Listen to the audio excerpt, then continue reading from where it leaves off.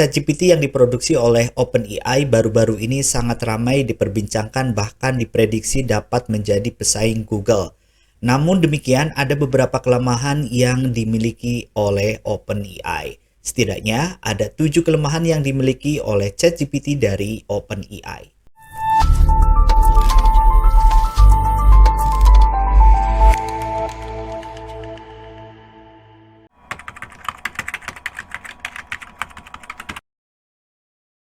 Assalamualaikum warahmatullahi wabarakatuh. Apa kabar teman-teman semua? Semoga sehat selalu. Apa kabar juga? Apakah Anda sudah menggunakan ChatGPT dari OpenAI? Kalau belum, teman-teman bisa mengunjungi chat.openai.com. Di situ teman-teman bisa bertanya apapun, baik dalam menggunakan bahasa Inggris maupun bahasa Indonesia. Banyak yang memprediksi bahwa OpenAI menjadi pesaing dari Google. Semua bisa ditanyakan di sini. Namun demikian, ada setidaknya 7 kekurangan yang sampai saat ini ditemukan yang berhubungan dengan chat.openai.com. Kelemahan yang pertama adalah ChatGPT atau chat yang diproduksi oleh OpenAI ini tidak dapat memberikan informasi untuk tokoh yang tanggung, artinya tidak begitu terkenal atau juga tidak terkenal sama sekali.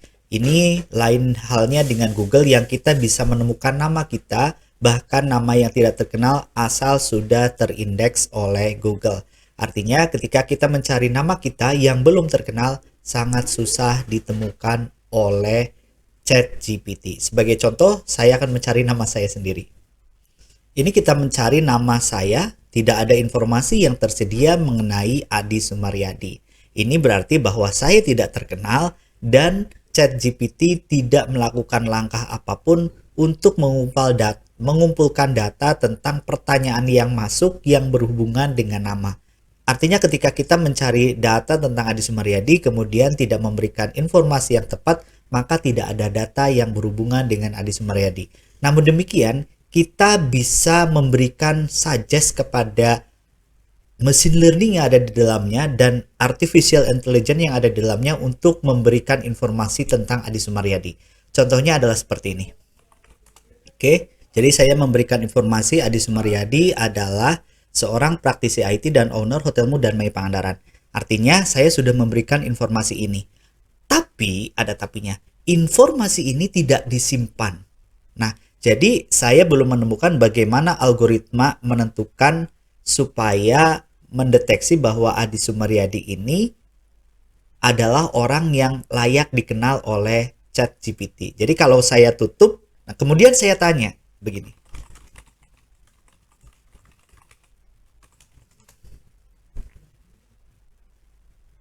Jadi saya tanya balik ulang. Saya akan memberikan informasi bahwa, nah, dia membalikan informasi yang saya sampaikan ulang, yaitu Adi Sumaryadi adalah seorang praktisi IT, namun saya tidak memiliki informasi lanjut mengenai mereka. Nah, teman-teman, kalau ini di close, ini ditutup, chat GPT ini ditutup, informasi tentang Adi Sumaryadi ini akan hilang. Artinya, informasi ini tidak ditangkap dan disimpan sebagai bahan acuan baru untuk pertanyaan-pertanyaan selanjutnya yang mungkin akan ditanyakan. Kelemahan yang kedua yang dimiliki oleh ChatGPT adalah tidak dapat sempurna mengenali angka yang ditulis dengan menggunakan kata atau huruf. Sebagai contoh, menulis angka 1995 tetapi kita tidak menggunakan 95 atau pakai puluhan atau menggunakan satuan. Jadi kita tulis angkanya saja. Seperti ini contohnya.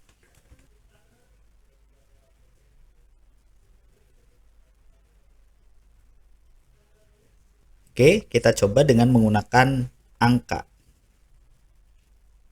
1, 2, 7, 5, 6 kali 2.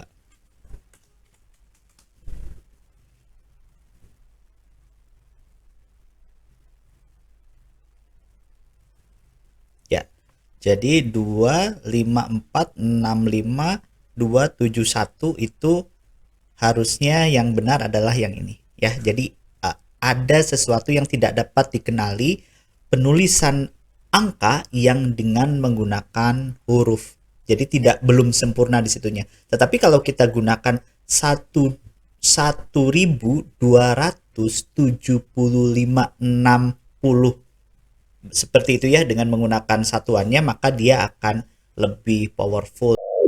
Kelemahan yang ketiga yang dimiliki oleh ChatGPT adalah datanya tidak begitu update. Bahkan dia sendiri, ChatGPT-nya sendiri, bahwa mereka bilang atau chatnya ini bilang kalau mereka hanya memiliki data yang update sampai 2021.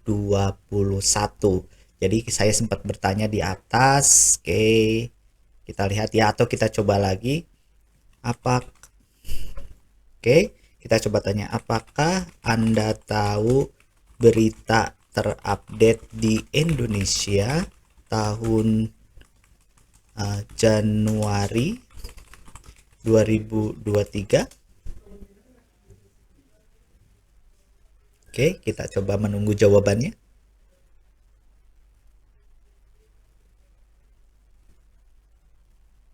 Sedang mencari ya, cukup lama.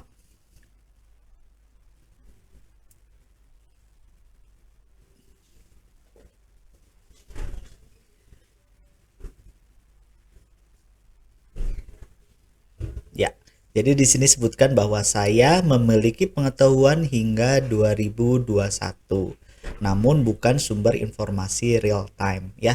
Jadi kalau kita tanya sesuatu yang real time ke ChatGPT, dia tidak akan bisa menjawabnya. Kalaupun bisa, tidak akan maksimal mengembalikan data yang kita inginkan. Yang keempat adalah ChatGPT ini belum bisa menjawab secara konteks. Artinya begini, ketika ada satu pertanyaan, kemudian kita pertanyaan lanjutan, kemudian ada jawaban lanjutan, ada jawaban lanjutannya lagi, kemudian kita bertanya yang awal, konteks secara konteks bertanya, jadi kamu paham nggak? Nah, seperti itu biasanya dijawab dengan tidak sempurna. Kelemahan yang kelima, jika Anda menggunakan ChatGPT versi bahasa Indonesia atau bertanya dalam bahasa Indonesia, maka Anda akan mendapatkan kosakata yang belum begitu banyak. Artinya masih terbatas kosakatanya dan tidak dapat membuat sebuah kalimat yang benar-benar natural. Kelemahan yang keenam adalah ChatGPT ini sering menggunakan pola yang sama untuk menjawab pertanyaan yang pertanyaannya nyaris sama. Misalkan kita bertanya, seberapa pentingkah website? Oke, kita coba. Oke, kita akan coba bertanya, seberapa pentingkah website? Kemudian, kita akan coba bertanya lagi dengan pertanyaan, apakah website penting untuk sebuah perusahaan? Ya, jadi penggunaan kata sangat penting itu berulang di pertanyaan yang berbeda. Dan ini saya coba berulang-ulang dengan kalimat yang agak sedikit berbeda. Jawabannya tetap menggunakan pola-pola yang sama. Dan yang terakhir adalah ChatGPT ini tidak dapat menampilkan informasi berupa link lengkap dari alamat sebuah berita atau alamat sebuah informasi. Berbeda dengan Google, Google dapat menampilkan informasi baik dalam bentuk teks yang seperti ChatGPT atau juga menggunakan URL. Kita bisa bertanya tentang URL tetapi akan dijawab hanya sampai tingkat domainnya saja. Sebagai contoh seperti berikut. Ya, jadi saya bertanya tentang apakah Anda tahu link berita tentang gempa Turki? Nah, OpenAI ini tidak dapat menjawab secara spesifik berita mana saja yang sedang populer, berita mana saja yang sedang dipercaya dan juga sedang ramai diperbincangkan. Jadi hanya menyebutkan BBC, CNN, Al Jazeera. Terkadang juga menampilkan URL-nya tapi hanya dalam bentuk domain. Artinya tidak dapat menampilkan full URL yang sebetulnya kita butuhkan dan biasa dilakukan ketika mencari di Google atau juga di Google Assistant. Apapun itu, kehadiran ChatGPT menjadi fenomena baru dan dapat digunakan oleh kita untuk meningkatkan produktivitas. Untuk kita bekerja, untuk kita belajar. Namun demikian, ChatGPT ini tidak dapat digunakan atau sebaiknya tidak digunakan untuk hal-hal yang berhubungan dengan pendidikan dalam mengerjakan tugas, kemudian menggunakan untuk menulis skripsi, untuk menulis makalah. Boleh membuka Open AI ini tetapi hanya untuk preferensi dan untuk bagaimana kita berpikir lebih luas dan lebih mendalam. Semoga bermanfaat. Assalamualaikum warahmatullahi wabarakatuh.